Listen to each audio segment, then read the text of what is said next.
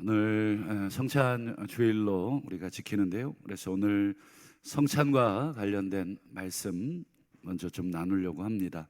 우리가 성찬에 참여할 때 기억해야 할 것이라는 제목인데요. 먼저 사진을 하나 좀 보실까요? 사진을 한번 보여주시면, 이게 이제 우리 지난 3월 12일자 우리 기독신문에 실린 사진입니다. 우리 본교회 우리 정재영 집사님이 취재하시고, 이거 직접 찍으신 건가요? 네, 우리 직접 찍어서 이제 신문사에, 우리 기독교 우리 교단 신문사에 올린 내용인데요. 제가 그 기사의 일부분을 좀 읽어드리겠습니다. 3월 9일 전주 신흥고등학교 교정에서 3.13 만세 운동 기념식을 가진 후 풍남문 광장까지 거리 행진을 했다. 풍남문 광장에서는 1919년 3월 13일 이곳에서 벌어진 기독인들과 학생들 중심의 만세운동 재현 행사를 열며 선배들의 구국정신을 계승하겠다는 다짐을 나누었다. 이렇게 이제 기사를 실으셨습니다. 저는 이 기사를 쭉 읽으면서 중요한 표현 두 가지가 있다. 중요한 표현 두 가지를 사용하셨다. 첫 번째는 3.13 만세 운동 기념식.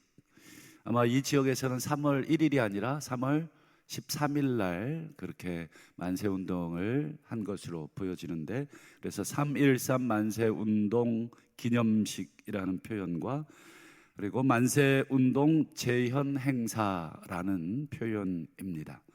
기념과 재현, 이 두 단어가 이 기사의 가장 중요한 단어입니다.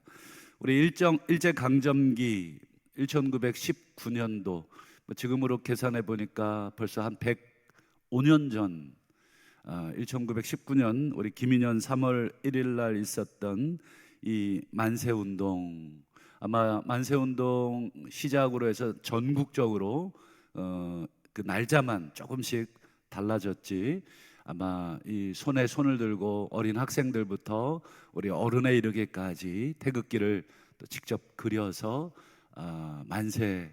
근데 뭐 사실은 그 해방된 것도 아니고 1945년에 해방이 됐으니까 1919년도에 있었던 그 만세 운동은 한참 일제가 우리나라를 수탈할 때 그때 현장이었죠. 그런데 벌써 100년이 지난 이 만세 운동을 왜 지금도 어쩌면 100년 동안 왜 우리는 기억을 하고 또 기념하고 또 왜 재현을 하는가? 그렇게 함으로써 어떤 것을 기대하는가? 매년 다가오는 이런 3.1 만세 운동을 이렇게 지역적으로 기억하고 기념하면서 무엇을 원하는가? 그것은 바로 지금 살고 있는 우리들을 그 100여 년 전의 역사의 현장으로 데려가는 그러한 효과를 가져오게 되어 있습니다.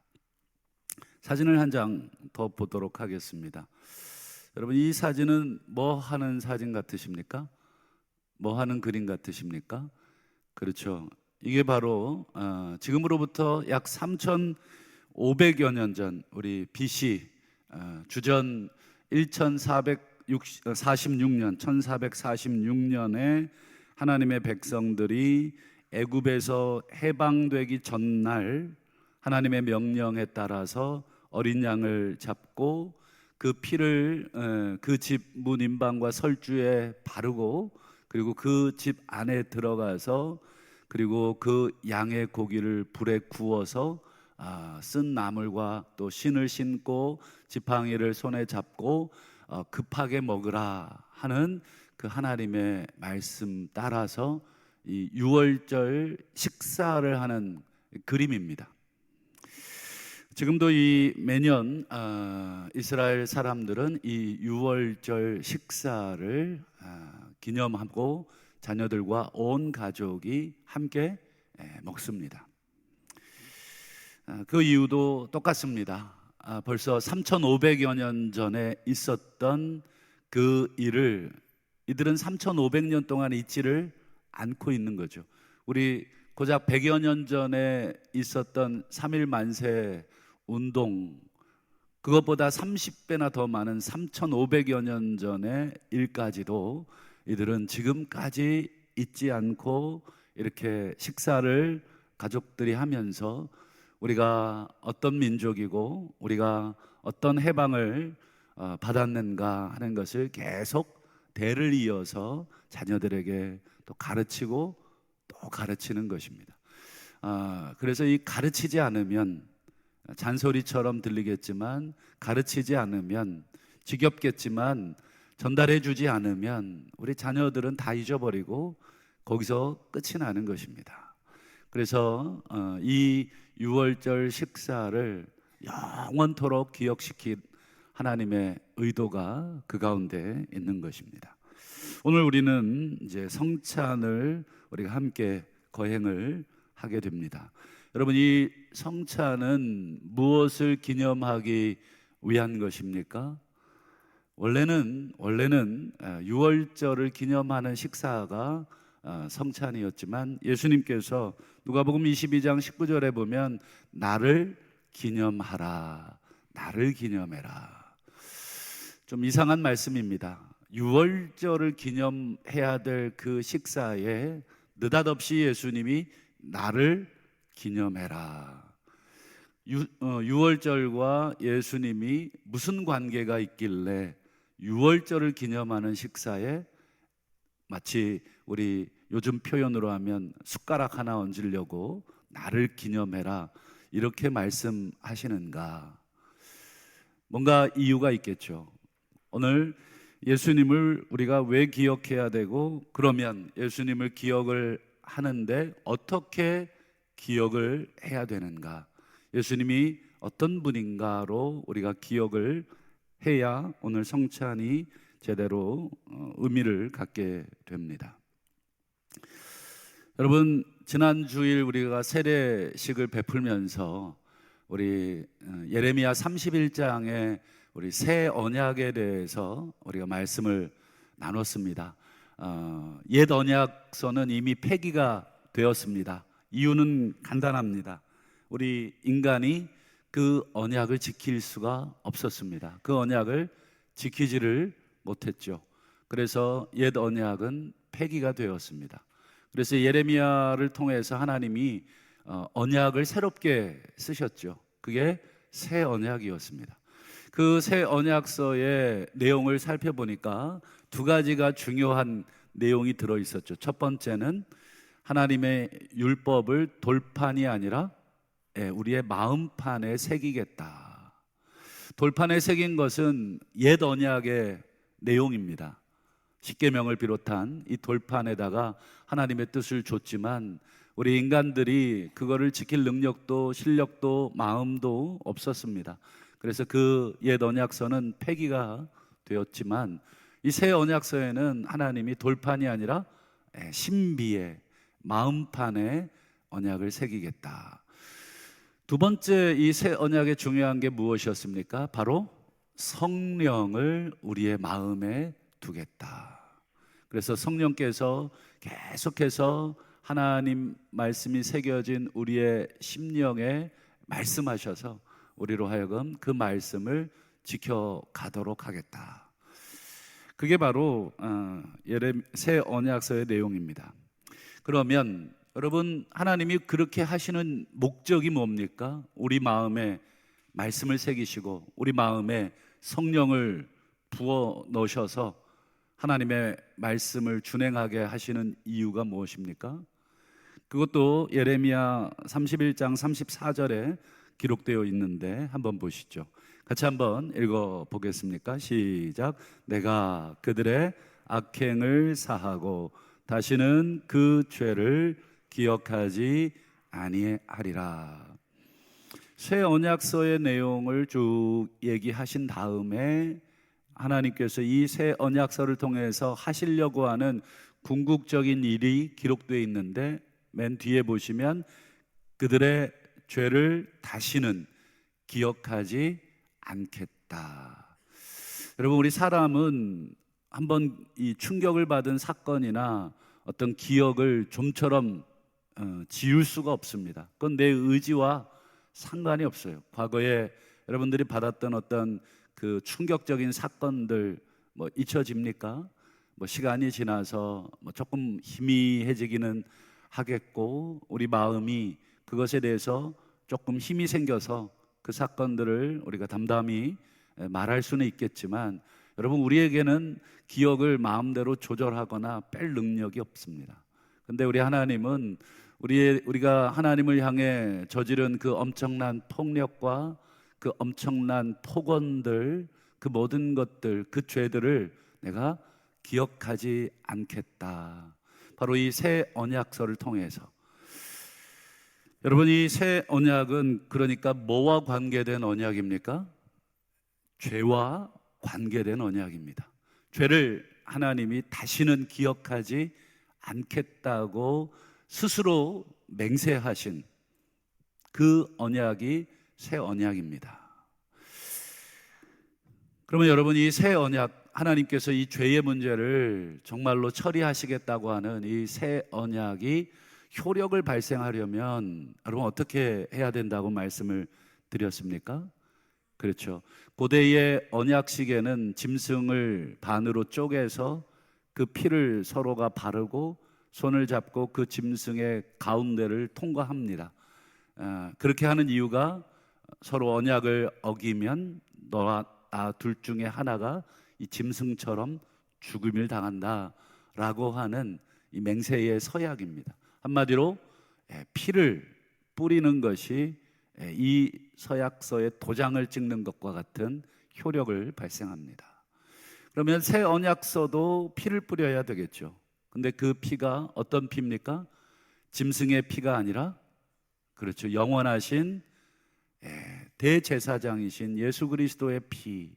그게 히브리서의 핵심적인 내용입니다. 히브리서의 새 언약에 대한 이야기가 여러분 8장, 9장, 10장에 걸쳐서 히브리서에 기록이 되어 있습니다.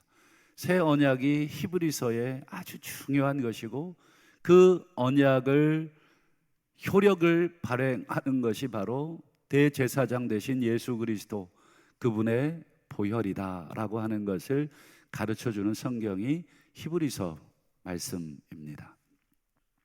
한마디로 여러분, 예수 그리스도의 피뿌림이 여러분 우리의 심령, 하나님의 성령이 있고 하나님의 말씀이 새겨진 우리의 마음에 피를 뿌리신 사건, 그게 바로 오늘 예수님을 기억하고 기념하는 것입니다. 오늘 이렇게 성찬을 우리가 행하면서 기억하고 기념할 뿐, 우리 3.13 만세운동을 우리가 기억하고 기념하듯이 오늘 이 성찬을 통해서 예수님을 기억한다는 것은 이 예수님께서 우리 인간의 정말 용서할 수 없는 이 끔찍한 죄악을 우리 하나님께서 어떤 방식으로 용서하셨는가를 다시 한번 기억하는 자리가 바로 오늘 성찬의 자리입니다. 그래서 오늘 결론으로 오늘 이 성찬식을 우리가 행하면서 우리가 두 가지를 기억을 하고 이 성찬에 참여하셔야 되겠습니다.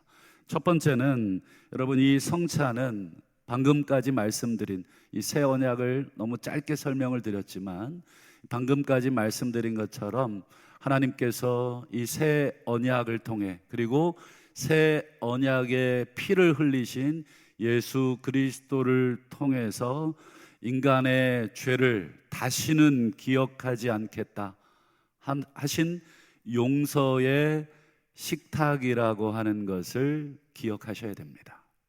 마치 죽을 죄를 지은 자식 차마 죽일 수는 없고, 그 자식이 돌아오기만을 손꼽아 기다렸던 우리 어머니들이 또는 아버지들이 자식이 돌아왔을 때 묵묵히 밥상 차려놓으시고 밥 먹어라, 그 죄에 대해서 한마디도 하지 않고, 잘못에 대해서 한마디 꾸중도 하지 않고 그저 밥상을 차려주심으로써 내가 너를 용서한다, 이제 다시 함께 밥 먹자, 우리가 함께 식구가 됐다라고 하는 그 용서의 밥상을 차려 주시듯이 하나님께서 오늘 우리 인간들에게, 오늘 인류에게 예수 밥상을 차려 주신 것이죠. 그래서 이 떡을 먹고 이 잔을 먹는 것은 곧 예수를 먹는 것이고, 그 예수를 먹는다는 것은 무슨 뜻이겠습니까? 새 언약의 중보자, 그게 히브리서의 말씀인데, 새 언약의 중보자이신 예수 그리스도, 그분의 희생적 죽음, 용서의 죽음을 기억하는 식사가 바로 오늘 이 성찬이라고 하는 것. 그래서 오늘 이 떡과 잔을 먹을 때 우리가 어떤 용서를 받았는가 다시 한번 기억하고 잡수실 수 있기를 바라고요. 두 번째로, 여러분, 이 용서의 식탁에 누가 참여할 수 있는가? 여러분, 누가 참여할 수 있습니까? 용서 받은 사람만이 참여할 수 있습니다. 동시에 용서를 하겠다고 결단하는 사람만이 이 식사에 참여할 수 있는 것입니다. 여러분, 사람과 사람 사이의 관계에서 제일 어려운 게 아마 용서일 것입니다. 지금도 아마 여러분 용서가 안 되는 그 인간이 있으시지 않습니까? 정말 주는 것 없이 미운 인간도 있고, 정말 나에게 여러 가지 해를 끼쳐서 도무지 지워지지 않을 것 같은 그 상처, 말 한마디, 행동 하나, 이 모든 것들이 다 우리 가슴에 상처가 돼서 도무지 빠지지 않을 것 같은 그런 우리 상처들이 우리 안에 다 있습니다. 이렇게 멀쩡하게 앉아 계시지만 전부 우리의 심장은 다 난도질 당해서 다 피가 철철 흐르고 있습니다. 여러분, 우리가 다 여러분 서로를 미워하고 또 서로를 용납하지 못한 채로 이 성찬에 참여한다는 것은 어떤 의미가 있습니까? 우리 말할 수 없는 우리 인간을 용서하신 그 하나님을 나는 받아들이지 않겠습니다 라고 하는 그런 뜻이 되는 것입니다. 그래서 우리가 이 용서의 식탁에 앉겠습니다. 그리고 이 용서에 차려주신 예수 살과 피를 먹는 것은 제가 용서받은 자이며 하나님으로부터 용서를 받은 자이며 또한 우리가 우리에게 죄진 자를 용서하겠습니다 라고 다짐하고 결단하는 그 자리가 되는 것입니다. 여러분, 지긋지긋하게 파당을 지어서 싸우고 있었던 고린도 교회 성도들의 성찬식에 대해서 사도 바울이 입을 연 적이 있어요. 정말 지긋지긋했습니다. 음행, 분파, 교만, 하여튼 인간이 보일 수 있는 모든 이 더러운 악들을 다 가지고 있던 교회가 고린도 교회인데, 그 교회가 매주 성찬을 합니다. 이렇게 성찬식을 해요. 그 성찬식을 보면서 사도 바울이 혀를 찹니다. 그러면서 이렇게 말합니다. 고린도전서 11장 27절을 보시죠. 그러므로 누구든지 주의 떡이나 잔은 성찬을 말하겠죠. 이 성찬을 합당하지 않게 먹고 마시는 자는 주의 몸과 피에 대하여 죄를 짓는 것이니라. 이게 무슨 말이겠습니까? 우리가 주님의 몸과 피를 먹고 마신다는 것은 우리가 용서받은 사람입니다. 이 용서의 식탁에 초대받은 용서받은 사람입니다 라는 그 감사도 있지만, 동시에 우리에게는 어떤 책임도 있습니까? 함께 둘러 앉은 형제와 함께 둘러 앉은 자매, 부모, 자식까지 우리가 용서하겠습니다. 과거의 죄도, 지금의 죄도, 그리고 앞으로의 미래의 죄까지도 우리가 하나님을 향해 끊임없이 과거, 현재, 미래 걸쳐서 우리가 하나님을 공격하고 반역하고 죄를 범했지만, 하나님은 예수 그리스도의 그 보혈을 보시고 우리의 죄를 덮어주셨던 그 은혜를 기억하고 우리도 그렇게 하겠습니다.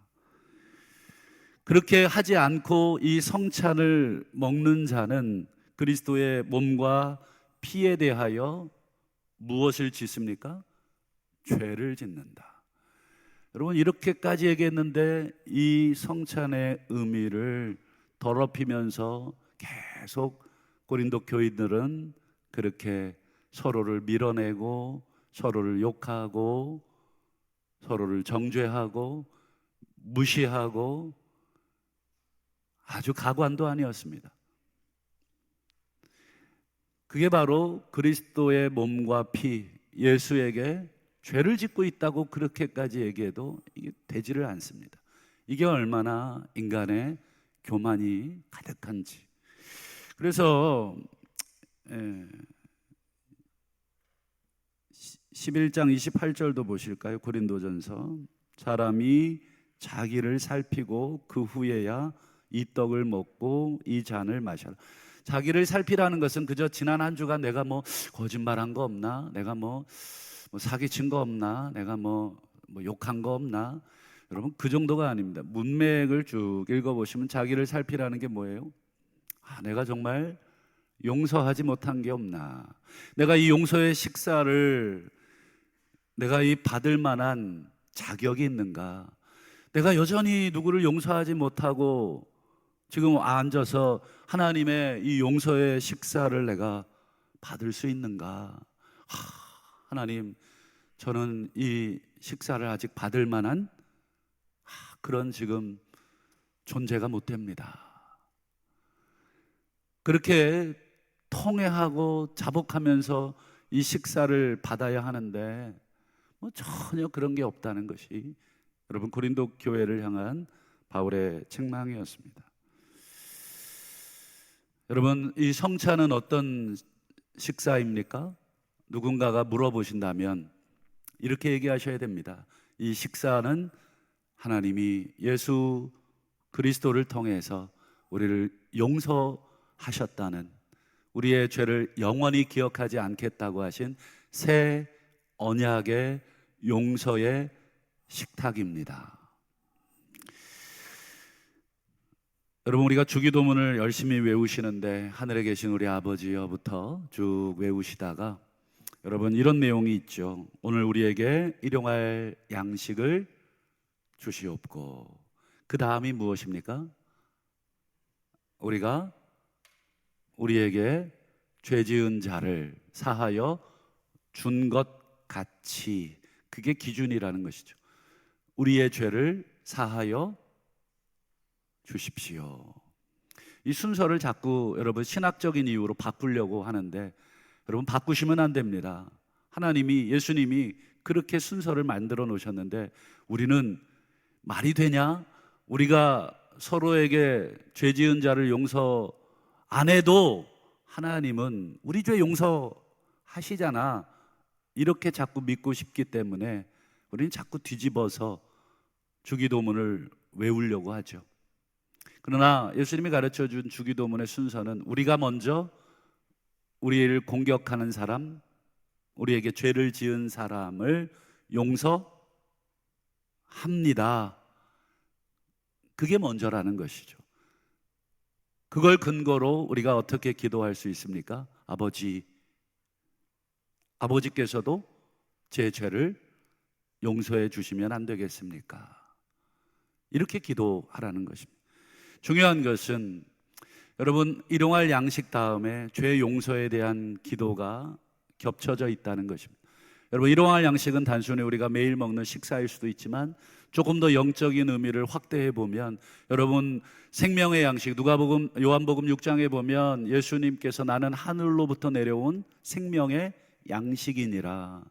우리가 먹어야 될 것은 단순히 사람이 떡으로만 사는 게 아니라 하나님의 말씀을 먹고 사는, 즉 예수 그리스도가 하나님의 말씀이신데 그 예수를 먹고 사는, 그래서 우리가 일용할 양식을 달라는 것은 날마다 하나님 우리의 육신의 허기도 면해 주시기를 기도하는 것이지만 동시에 영원한 양식인 예수 그리스도를 허락해 달라고, 예수 그리스도의 그 구속과 그 용서를 날마다 먹겠습니다라고, 그리고 그 예수 그리스도, 용서의 예수 그리스도를 먹은 자는 우리에게 정말 씻을 수 없는 모독감과 상처와 모멸감을 준 그 사람에 대해서도 용서할 수 있는 힘을 얻게 되는 것이죠.